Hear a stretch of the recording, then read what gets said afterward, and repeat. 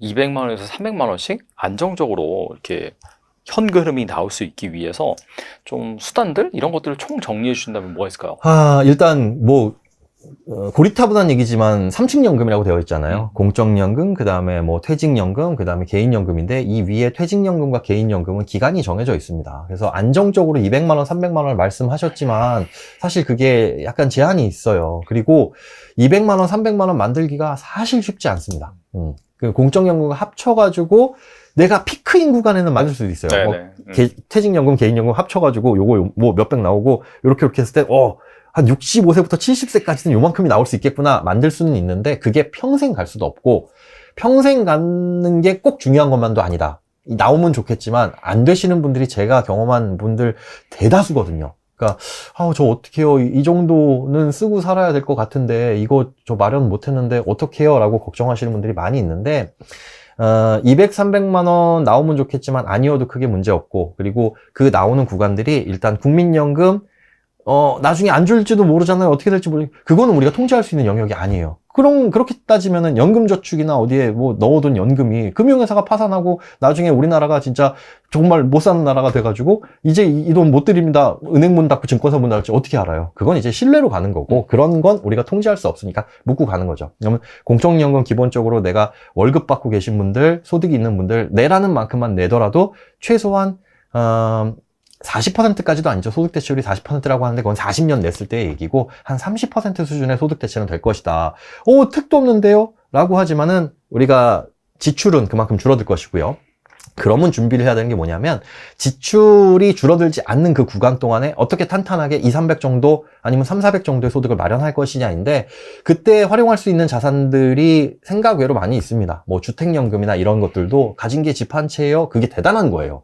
집 한 채만으로도 60세 정도에 신청을 하면 1억당 약 20만 원 조금 못 되는 돈이 나오니까 100만 원 정도의 연금을 평생 확보할 수 있는 거고 한 65세 정도에 신청하면은 1억당 한 25만 원 수준 뭐 70세 신청하면 1억당 30만 원 수준이니까 그걸로 평생 난 이만큼 깔고 갈 수 있어. 이런 자산이 확보되는 거거든요. 뭐 그것과 공적연금 그리고 연금저축 지금 내가 납입하는 게 한 달에 뭐 25만 원씩 1년 동안 300만 원을 붓는다. 그렇게 300만 원씩 10년 동안 부은 게 3천만 원이다. 여기에 플러스 수익 나서 한 뭐 5천만 원이 되든 얼마가 될지 모르겠지만 수익 난 게 결국은 물가 상승 극복한다라고 생각을 한다면 그 10년 동안 부은 그 돈이 그대로 내가 10년 동안 쓸 수 있다. 그러니까 한 달에 25만 원씩 부은 거 한 달에 25만 원씩 꺼냈을 수 있다. 지금의 가치로. 그렇게 생각을 하시면서 구성을 해보시면 앞에는 조금 괜찮으실 거예요. 퇴직금과 이런 저런 것들. 그렇지만 뒤에는 이제 떨어질 수밖에 없는데 그렇게 해도 문제 없다. 그리고 그게 만약에 소득이 조금 부족할 것 같다, 처음에. 그러면 국민연금도 당겨서 받으셔라. 조기 수령하게 되면 30% 감소하긴 하지만 저는 그렇게 받을 거거든요. 그러니까 65세 때까지 기다렸는데 국민연금 받기 시작하면서 1년만 받고 사망하면 얼마나 억울해요. 최악의 시나리오네요. 네, 수명은 알 수 없는 거니까 30% 감액이 되더라도 일찍 받아서 아껴 쓰면 돼요. 아껴 쓰면 되고 지금 내가 돈이 궁한데 나중에 좀 더 받을 거야 라고 해가지고 미뤄두면 지금 힘들고 나중에 윤택해질까 그렇게 생각 안 하거든요. 차라리 지금 받아가지고 아껴 쓰고 그렇게 블럭 맞추기 하면 그렇게 너무 무서워하지는 않으셔도 된다. 그래서 한 달에 500만 원씩 배당 수익금 받고 싶어요, 배당금 받고 싶어요 라고 하면 계산해보면 현금으로 한 10억은 있어야 됩니다. 근데 그 현금 10억이라는 게 어디 모으기 쉽지 않은 돈이거든요. 그렇죠. 우리가 물론 그걸 모으고 싶다, 나도 부자 돼야지 이런 생각으로 가는 거기는 하지만, 그런 걸 목표로 가는 거긴 하지만 그게 달성이 안 된다고 하더라도 노후가 무너지거나 엉망진창이 되지는 않는다. 저희 할머니 통장에 1억도 없으십니다. 그런데 생활 되세요. 지금은 90이 넘으셨지만 노인정 가시고 장수하셨네요. 그런데 할머니께 저 유럽 여행 한 2주 동안 보내드릴게요 라고 한다면 할머니가 그래 하실 리도 없고 저희도 불안하고요. 그러니까 그런 것들을 생각해 보면 지금의 마음가짐으로 쓰는 그 소비 패턴이나 이런 것들은 60세에서 70세까지가 거의 맥스고 그 이후로 지나가게 된다면은 사실 생활비 많이 줄어들 테니까 요때를 기준으로 2, 300만 원 마련해 봐야지 라고 한다면 답은 좀 쉽게 찾을 수 있을 것 같습니다. 요즘에 월배당 ETF가 상당히 인기더라고요. 예. 소장님께서는 IRP 등 연금 계좌에서 꾸준히 사모은다면은 S&P 500과 같은 약간 좀 대형 인덱스 네. 지수가 좋다라고 말씀하셨는데 약간 장기 성장보단 당장 현금을 주는 월배당 ETF와 S&P 500의 약간 그런 인덱스, 대형 인덱스의 장단점을 비교해 주신다면 무엇이 있을까요? 이거의 이제 장단점을 고민하시는 것 중에 하나가 수익률을 놓고 고민을 하세요. 그래서 과거 수익률, 이럴 땐 이게 더 유리했고, 이럴 땐 이게 더 유리했습니다라고 하면서 갑론을박이 많이 펼쳐집니다. 그런데 저는 그렇게 생각을 해요. 월배당 ETF가 인기를 끄는 이유가 뭘까 생각해보면 뭔가 따박따박 돈이 들어오니까 월급이 좀 늘어난 느낌, 소득이 늘어난 느낌. 그럼 이건 누구한테 도움이 되느냐, 어떤 상황에서 도움이 되느냐, 은퇴하신 분들, 연금소득처럼 뭔가 소득이 추가적으로 필요한 분들, 아니면 직장 다니면서 추가 수입을 내면서 그걸로 재투자할 분들, 그러니까 생활비로 쓸 분, 아니면 따박따박 재투자하실 분들한테 참 도움이 되는데, 문제는 자, 따박따박 돈이 들어와서 생활비로 쓰실 이분들 같은 경우는 소득이 없잖아요. 그래서 월배당으로 이런 소득이 들어오게 됐을 때 뭘 걱정하셔야 되냐면, 이자나 배당 소득이 연간 1,000만 원을 초과하게 되면 건강보험료가 확 뛰어버립니다. 그러니까 1,000만 원을 단돈 1원이라도 초과하면 이 1,000만 원 전체가 소득으로 잡혀서 건보료에 영향을 미치거든요. 그러니까 효율이 많이 떨어져요. 월배당 ETF의 월 배당 수익률이 얼마 정도 되느냐, 뭐 시기에 따라서 다르지만 뭐 5에서 8% 왔다 갔다 합니다. 그런데 그거에서 세금 떼고 건보료 떼고 나면 실질 수익률은 확 떨어질 수 있다는 거. 그러면 이분들한테는 도움이 안 될 수도 있겠죠. 그러면 직장 다니시는 분들한테는 도움이 될 수 있느냐? 저는 오히려 이쪽에 더 도움이 될 수 있다고 보는데, 다만 그게 연금저축 계좌에 넣어놓고 받게 되는 거면 실질적으로 그 안에서만 재투자할 수 있는 거잖아요. 그래서 그게 과연 실제로 나한테 내 투자 수익률을 불리는, 그러니까 연금저축 계좌에 있는 돈은 미래에만 쓸 수 있는 돈이니까 내가 당장 투자 수익률을 불려가지고 활용할 수 있는 자산을 불리는 데는 별 도움이 되지 않는다. 그러면 이게 나쁜 거냐? 그렇진 않죠. 실제로 주식시장이 안 좋아졌을 때는 그 배당 수익률로 어느 정도 방어하는 효과가 있기 때문에, 그래서 지수 형태의 자금으로 투자를 하는 것도 좋고, 여기에 플러스 보완제로, 그래서 뭐 50대 50으로 가져가는 것도 나쁘지 않을 것 같고요. 분산 투자 차원에서. 그런데 그 상황이 나한테 어떤 이점을 주느냐, 앞서 말씀드린 대로 이게 생활비로 쓸만하냐, 아니면 월급처럼 따박따박 받아가지고 그 자산 불려서 다른 거에 목돈 마련해서 투자를 해야 되느냐, 이런 것들을 보고 맞춰가야 될 것 같아요. 그게 이제 연금 계좌 내에 있으면은 활용이 불가능하니까, 아무리 뭐 세금이나 이런 부분들이 부담된다고 하더라도 일반 계좌로 빼가지고 그런 경우에는 투자를 하시는 게 맞을 것 같고요. 그렇기 때문에 상황에 따라서 요게 좋고 저게 좋고지, 단순히 수익률만 놓고 보자면 또 미래 수익률 알 수 없는 거잖아요. 그러니 뭐가 더 좋을까라고 한다면 판단이 안 서면 반반씩. 저도 월배당 일부, 그 다음에 지수형 일부 하는데 지수형에 좀 비중을 많이 뒀을 뿐이고, 이게 나쁘다는 건 아닙니다. 네. 근데 뭐 약간 자기가 당장 그런 걸 타서 쓰는 게 아니라 좀 장기적으로 좀 기대 수익률을 높이면서 모아가겠다라고 하면은 방금 말씀하신 지수형이 낫고, 그게 아니라 이제 약간 이미 나이가 많이 드셔가지고 연금을 타서 사는 입장이라고 한다면은 약간 월배당 쪽에 좀 비중을 둬도 되겠네요. 네네네. 그때는 이제 세금과 건보료를 반드시 생각을 하셔야 되는 거고요. 그리고 지난번 인터뷰 때 돈을 빨리 모으려면은 예적금보다는 10만 원씩이라도 채권을 사라라고 말씀해 주셨는데, 올해 보니까 개인 채권 순매수가 사상 최대다, 이런 기사가 나왔더라고요. 노후 준비로도 채권을 하라는 분도 많은데 채권 투자 어떻게 하면 좋을지. 이게요, 그때에 비해서 많이 올랐어요. 채권 가격이. 채권 가격이 많이 올랐죠. 많이 올랐죠. 그때가 벌써 언제였죠? 뭐 몇 개월 전이었던 건데 진짜 많이 올라서 지금은 10% 20% 오른 것 같아요. 장기채 같은 경우는. 그러니까요. 네네. 지금은 채권에 투자하셔라라는 말을 드리기가 약간 좀 겁나요. 왜냐하면 일단 지금 아직 기준금리 안 내려왔죠. 네네. 그 내려갈 거라는 기대감 때문에 채권 가격이 이렇게 많이 올랐고, 다른 이런저런 요인 때문에 가격이 많이 올랐는데, 실제로 기준금리가 그럼 낮아지게 되면 어떻게 될 것이냐, 이미 그걸 다 반영한 걸 수도 있거든요, 시장금리가. 그러니 추가적인 많은 수익을 기대하기는 좀 약간 제한이 된다. 그렇다고 해서 이게 나쁜 거는 사실은 아니에요. 나쁜 건 아니고, 금리가 낮아지면 낮아질수록 또 가격 상승을 기대할 수 있으니까. 하지만 들어가라고 할 때 좀 들어가세요. 그러니까 지금도 늦지는 않았지만 그거죠. 막 6,000원, 7,000원 언저리에서 살 수 있는 게 이제는 7,000원, 8,000원 그 사이에서 왔다 갔다 하고 있으니, 지금 들어가시는 분들은 그래도 꼭대기까지 얼마 안 남았구나, 그런 느낌이 들어서. 하지만 해보시는 거 좋을 것 같고, 가장 안 좋은 거는 이렇게 듣고 아예 그냥 액션을 아무것도 안 취하는 거. 그러니까 10만 원이라도 사보세요라고 하면 사신 분들은 그때 장기채 같은 거 사보면 아마 그때 이후로 와 이거 수익률 꽤 높아졌네? 아 채권 가격이 이렇게 해서 변동을 하는 거구나, 아니면 채권은 이렇게 사는 거구나 라는 걸 경험해 봤으니까 그게 너무 어렵고 멀고 두렵게 느껴지진 않는다고요. 해보면 별거 없어요. 주식 투자 안 해보면 야 주식 그거 막 차트 보고 있고 어려운 거 아니야? 해보죠. 사보면 이거 뭐 별거 아니거든요. 채권도 마찬가지. 사보면 별거 아닌 것처럼 경험이라도 좀 해보시고 그래야 관심을 가진다는 거. 그러니까 제가 늘 드리는 말씀이 있어요. 지금 보시는 시청자분들께도 한번 질문 드리겠습니다. 주유소를 딱 지나가는데 휘발유 값이 1610원이다. 주유하셔야 될까요? 말아야 될까요? 지금 거의 주유를 해야 될 시기쯤 왔어요.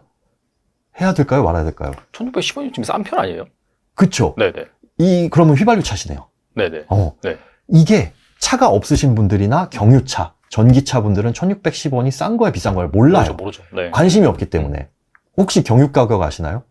뭐 그거보다 싸니까 한 1,400. 그냥 대충 이제 짐작이지. 네. 사실 정확한 가격은 몰라요. 네. 이 정도면 싸다 넣어야지. 그러니까 제가 드리는 말씀이 그겁니다.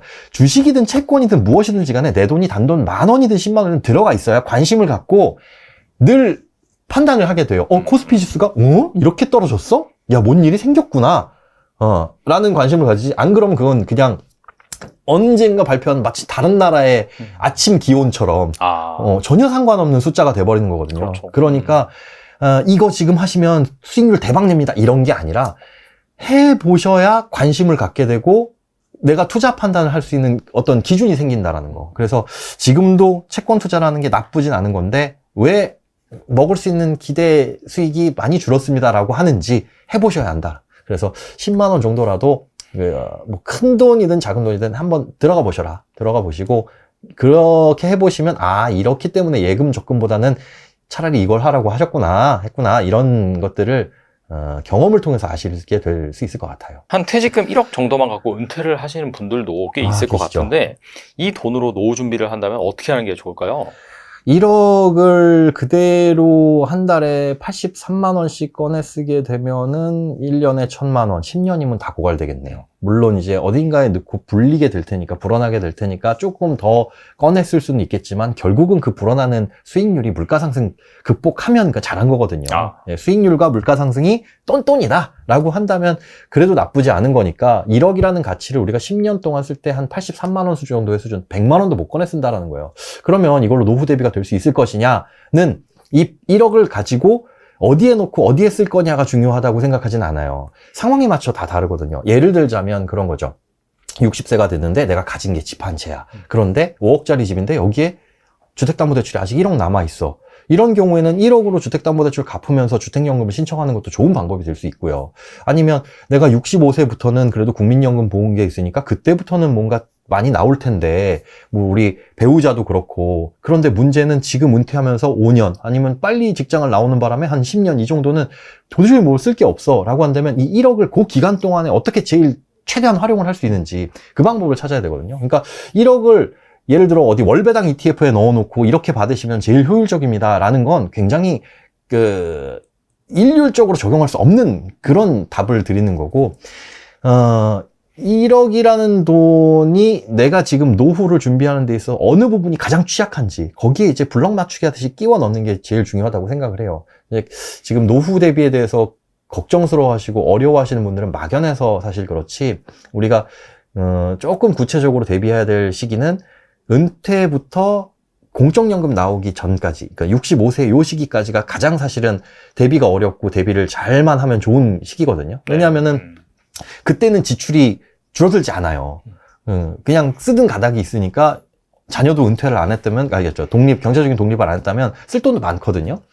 그렇기 때문에 60세에서 한 65세, 70세까지는 그냥 퇴직 전과 동일하다라고 생각을 가정을 하고 내가 마련된 금융자산이라든가 다른 부동산 자산 이런 것들을 어떻게 활용할지, 그래서 그 1억을 어디에 어떻게 끼워놓고 심지어 65세 때 다 고갈이 된다고 하더라도 여기를 탄탄하게 준비를 해야지 그 이후는 어떻게? 라고 하면서 고민하다가는 잘못된 선택을 할 수 있다. 그 잘못된 선택 중에 가장 해서는 안 될 것 중에 하나가 종신형 연금보험 가입. 예. 종신형 연금보험을 일시납으로 가입하게 돼서 일단 수령을 시작하게 되면 이건 가입 후에 해약도 안 됩니다.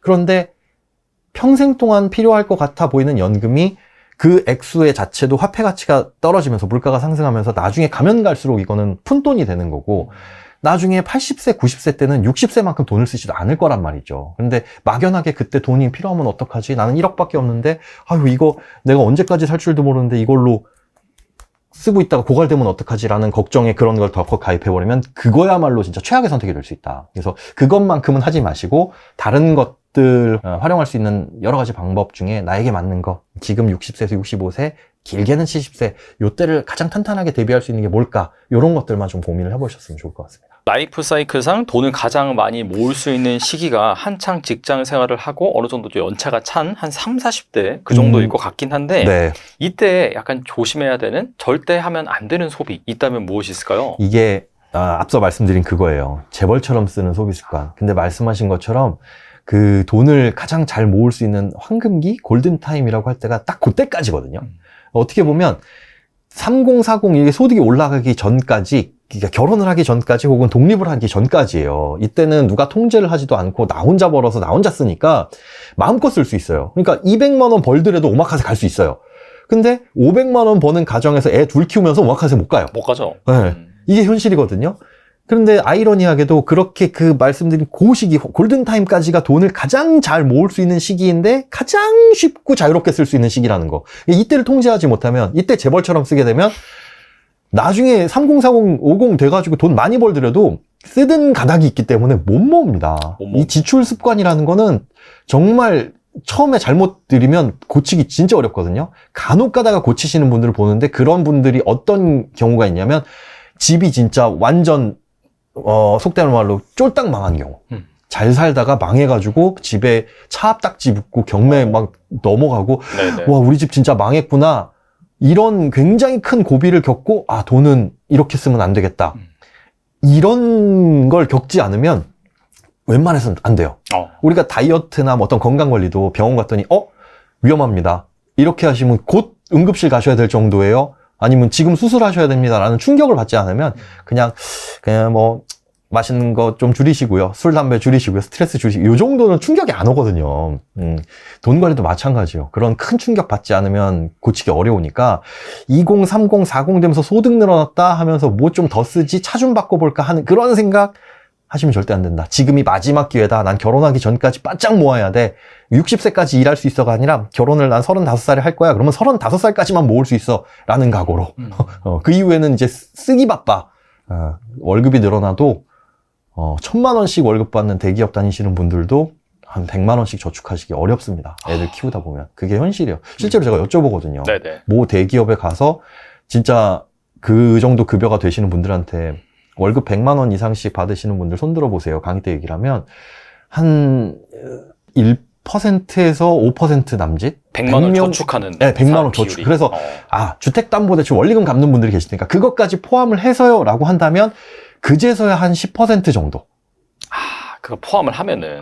포함을 하면. 근데 포함하지 않고 현금으로 모으시는 분들이 그렇게 없다는 거죠. 물론 뭐 연금저축이나 이런 것들로 납입하는 것들도 있지만 이건 당장 쓸 수 있는 돈이 아니잖아요. 그렇죠. 그게 나 월급 많이 받으면 소득 늘어나면 연봉 늘어나면 저축 많이 할 수 있겠지라는 건 망상이다. 지금 내가 이렇게 펑펑 쓰면서 그 배짱이 같은 습관 겨울이 오면 아니지 뭐 날씨가 좋아지면 더 개미처럼 모을 수 있지 않을까? 아니요 배짱이처럼 더 뚱뚱한 배짱이처럼 쓸 뿐입니다. 네, 그 습관은 진짜 잘 들이셔야 된다는 거. 그래서 3040 요때 소득 늘어나면서 막 대리 달고 이러면 뭐 확 뛰는 경우들 있잖아요. 그때 조심하셔야 됩니다. 저축액을 월급 늘어나면 저축 늘려야지라는 생각을 미리 갖고 있지 않으면 다 없어집니다. 네.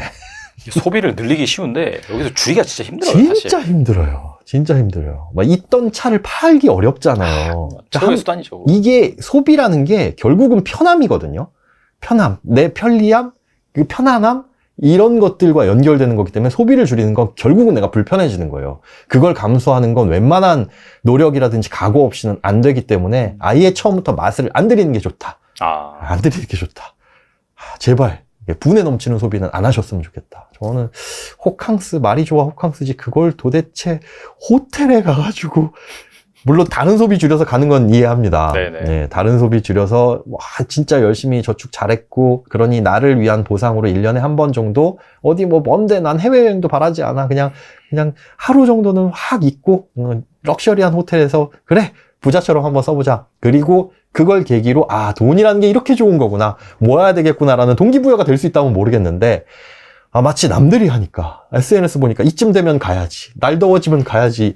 이런 식의 소비는 절대 제발 좀 안 하셨으면 좋겠습니다. 그리고 이제 하반기 스트레스 DSR 한도 조정과 디딤돌 대출 금리 인상이 예고된 상황이라서 네. 그래서 이거 전에 이렇게 뭔가 좀 강화되기 전에 대출을 확 받아가지고 집을 사야 되나 이렇게 고민하신 분들이 많더라고요. 네. 그리고 대출을 좀 무리하게 받으면은 어떤 문제가 발생을 하는지 또 월급 한 300만 원대 네. 그런 직장인이 생활비에서 한 대출 규모는 대략 어느 정도가 적당할까요? 아, 일단 대출을 무리하게 받게 되면 벌어지는 일, 당연히 대출빚 갚다가 못 갚으면 내 집이 경매로 넘어간다거나 뭐 신용에 당연히 문제 생기고 이런 상황이 발생을 하겠죠. 그런데 금리가 지금 많이 올랐잖아요. 코로나 이후에. 그런데 아마 신문 기사들 보시면 하우스 푸어 이런 얘기는 못 보셨을 겁니다. 과거에 이제 LTV 집값의 90%까지 대출을 해주던 시기에는 그렇게 대출을 받아놨는데 금리가 올라버리니까 막 감당 못하고 이런 경우가 있었거든요. 근데 지금은 과거의 그 경험 때문에 집값에 아무리 비싸봐야 규제 강력할 때는 뭐 60%까지 그리고 DSR도 뭐 강력하게 DTI도 강력하게 조절을 하다 보니까 내 소득 수준에서 최대한 받을 수 있는 빚이 금리가 올라가더라도 내 어떤 영향을 미치지 않게 돼버린 거예요. 그러니까 규제 내에서 대출을 받는 것 정도는 전혀 문제 없다. 지금은. 그래서 DSR 40%라고 하는 것도 스트레스 DSR이 적용된다 하더라도 한도가 조금 떨어지는 것 뿐이지 스트레스 DSR이 적용 안 됐을 때 그냥 40%로 대출을 받아도 지금 제가 봤을 땐 크게 무리가 없어요. 그러니까 300만 원 정도의 소득이면 어느 정도 대출이 적당하냐 계산해 보니까 300, 실수령 기준 300이면 연봉으로는 4천만 원 정도가 되거든요. 그러면 DSR 40%를 적용했을 때 원리금 상환액이 1,600만 원을 넘으면 안 되죠. 1,600만 원이면 한 달에 133만 원. 요 정도면 지금 3%, 3.5% 정도의 금리로 30년 상환을 했을 때 3억 정도 빌리는 게 딱 요 정도예요. 그러니까 300만 원 월급이다 그러면 3억 정도까지 빌릴 수 있고 이 정도면 한 달에 133만 원 갚아야 된다. 그럼 남는 게 한 170 정도잖아요. 내가 이걸로 생활이 가능하냐? 부모님께 얹혀 살면서 생활비 한다 그러면 충분히 여유로울 거고 근데 이렇게 내 집 마련하게 되면 뭐 부모님께 얹혀 사는 건 안 되니까 나와야 될 텐데 요 수준에서 다른 거 다 줄이고 뭐 저축도 많이 줄어들겠죠. 거의 못할 수도 있겠고 그렇게 해서 가능하다면 이 정도 대출을 받아도 되는 거고 만약에 맞벌이를 한다? 그러면은 사실 더 충분해지는 거죠. 그러니까 대출을 받아야 될 때 우리 집이 얼마까지 대출을 받을 수 있는지 DSR 따져가지고 한번 한도를 계산해 보시고 그 다음에 그 한도 따라서 추가적으로 얼마의 자금을 모으면 내 집 마련을 할 수 있는지 그거에 따라서 결정을 하시는 게 좋을 것 같고 요즘에 그런 경우들 많이 있어요. 그러니까 주변에도 3040 막 집 이제 살려고 막 달려들고 서울 수도권 집값 빵빵 계속 뛰고 있잖아요. 정부에서도 이거 누르려고 하는데 저는 이 심리 누르기 어려울 것 같습니다. 실패할 것 같고 왜 그러냐 하면 사람들 이미 한번 경험했고 폭등을 경험했기 때문에 이 정도 낮아지고 다시 한번 폭등하면 나 내 집 마련 기회 잃을 것 같아 라는 불안감에 사로잡혀 있는 실수요자분들이 분명히 있어서 금리가 지금보다 낮아지게 된다면 분명히 시장에 뛰어들 거예요. 그게 서울 수도권은 비싸도 언저리 내 그 수준에 맞는 집들 그러니까 지금부터는 준비를 잘 하셔야 되겠죠. 뭐 5억짜리 집을 산다면 내가 3억 대출 받을 수 있으니까 2억은 있어야 되겠네. 요런 판단을 잘 하셔가지고 무리 안 되는 수준에서 그게 어차피 규제 내에서는 다 가능하니까 그래서 그 정도 수준에서 대출을 받는 건 지금은 나쁘지 않다라고 생각을 합니다.